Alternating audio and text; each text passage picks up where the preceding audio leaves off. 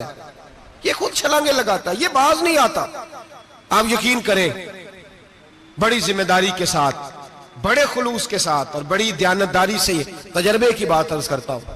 हमारे बहुत सारे गुनाह ऐसे हैं जिन गुनाहों का हमारी दुनियादारी को भी कोई फायदा नहीं, कोई फायदा नहीं हमारी दुनिया को भी उस गलती का। मेरी बातों की समझ आ रही है आप दोस्त?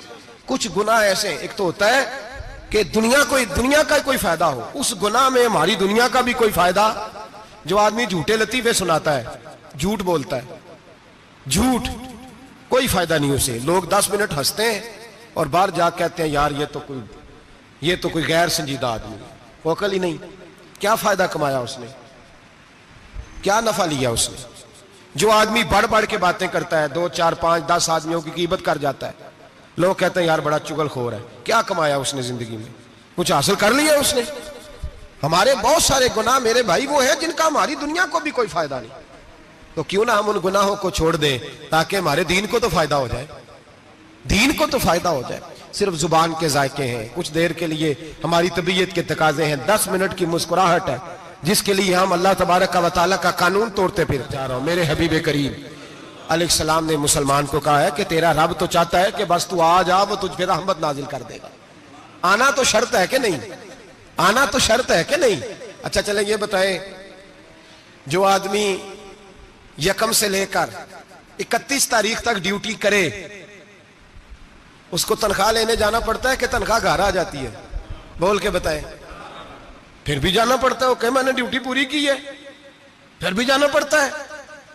ड्यूटी पूरी करने के बावजूद तुझे तनख्वाह लेने, और हो सकता है कि यह भी कहा जाए अभी आई नहीं कल आना, हो सकता है यह भी कहा जाए परसों आना, यह भी मुमकिन नहीं कि फौरन ओ खुदा के बंदे तू आता ही नहीं खुदा की रहमत लेने, तू उसके घर की तरफ रुजू ही नहीं करता, तू तवज्जो ही नहीं करता।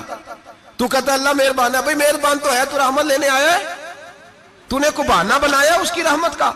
अल्लाह की रहमत कीमत नहीं मांगती, बहाना मांगती है। पर बता ना तेरा को बहाना है कि नहीं? मेरे नबी करीम सैयद आलम सल्लल्लाहु तआला अलैहि वसल्लम ने फरमाया रब कीमत का सवाल और नहीं मांगता। यकीन करें, नहीं मांग, बंदे कीमत मांगते हैं। आप 100 दफा मुस्कुरा के बात करें, एक दफा ना करें तो कहते हैं मौलवी साहब अमीर हो गए, अब तो सही सलाम भी नहीं लेते। एक दफा हो सकता है बेचारा पेट में दर्द हो रही हो सकता है घर की को बहुत बड़ी टेंशन हो सकता है कोई मजबूरी हो।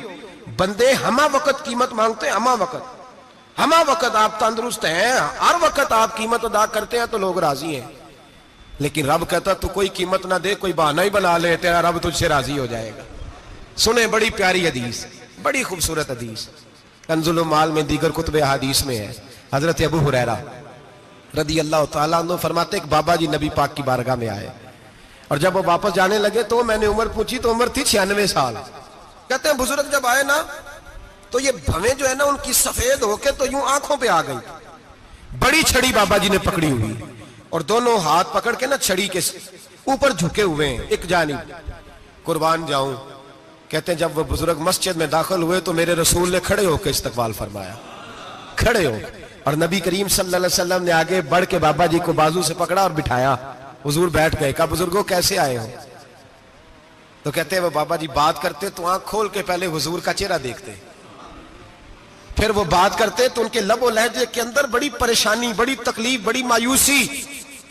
अर्ज करने लगे या रसूल अल्लाह, हुजूर जिंदगी सारी गुनाहों में बीत गई है, हुजूर गलतियां ही गलतियां, याद माजी अजाब है, यार अब छीन ले मुझसे हाफजा मेरा। अल्लाह के रसूल बड़ी लंबी फहरिस्त है, पाप ही पाप है, काले स्याह दफ्तर है। या रसूल अल्लाह सल्लल्लाहु अलैहि वसल्लम जब पलट के देखता हूं हुजूर मुझे नेकी दिखाई नहीं देती। हुजूर इस उम्र में आपका एक सहाबी मिला है, उसने बात समझाई है तो थोड़ा ख्याल आया है, लेकिन या रसूल अल्लाह सल्लल्लाहु अलैहि वसल्लम अब मेरा वजूद बेकार हो गया है, हुजूर बूढ़ा हो गया हूं। 3 बातें कही बुजुर्गों ने और निराली कही। कहने लगे या रसूल अल्लाह सल्लल्लाहु अलैहि वसल्लम, हुजूर अब तो मेरी कमर भी सीधी नहीं होती कि मैं नमाज ही सही अदा कर सकूं, बूढ़ा हो गया हूं। या रसूल अल्लाह सल्लल्लाहु अलैहि वसल्लम अब मेरे अंदर ताकत नहीं कि मैं मेहनत मजदूरी करके सदके और खैरात दे सकूं। या रसूल अल्लाह सल्लल्लाहु अलैहि वसल्लम अब मैं तलवार लेके जिहाद भी नहीं कर सकता। हुजूर ना मैं लंबी नमाजें पढ़ सकता हूं, आका ना मैं सदका तो खैरात दे सकता हूं, महबूबा ना मैं दीन के लिए कोई जिहाद कर सकता हूं, बेकार वजूद है, बेकार। बेकार वजूद को तो घर वाले बर्दाश्त नहीं करते, बच्चे दुआ करते हैं या अल्लाह अब्बा जी को पर्दा दे दे, अम्मा को पर्दा दे दे, बेकार हो गया हूं और आज आया हूं तो मुझ बेकार को मेरा रब कबूल कर लेगा। आज कलमा पढ़ूं तो बेकार हूं, किसी काम का नहीं, ना नमाज ना सदकात ना जिहाद, कबूल कर लेगा। हजरत अबू हुरैरा फरमाते हैं जैसे बरसात में बारिश की झड़ी लगती है, यूं मुस्तफा की आंखों से झड़ी लग गई। हुजूर खुल के रोए, खुल के।